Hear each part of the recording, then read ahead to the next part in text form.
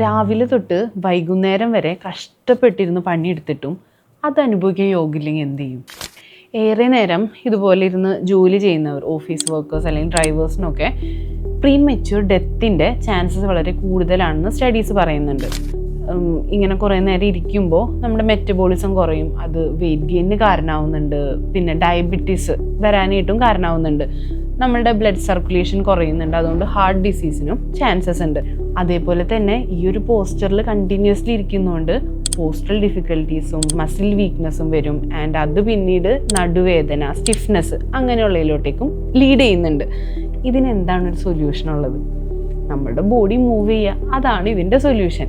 ഒരു 35 അങ്ങനെ ഒരു റൂള് നമുക്ക് ഫോളോ ചെയ്യാം. ഓരോ 30 മിനിറ്റ് കൂടുമ്പോഴും 5 മിനിറ്റ് ബോഡി മൂവ് ചെയ്യുക. അതൊരു ഷോർട്ട് വാക്ക് ആയിക്കോട്ടെ, അല്ലെങ്കിൽ സിമ്പിൾ സ്ട്രെച്ചസ് ആയിക്കോട്ടെ, ഇതെല്ലാം നമ്മുടെ ബ്ലഡ് സർക്കുലേഷൻ ഇമ്പ്രൂവ് ചെയ്യാൻ ഹെൽപ്പ് ചെയ്യും.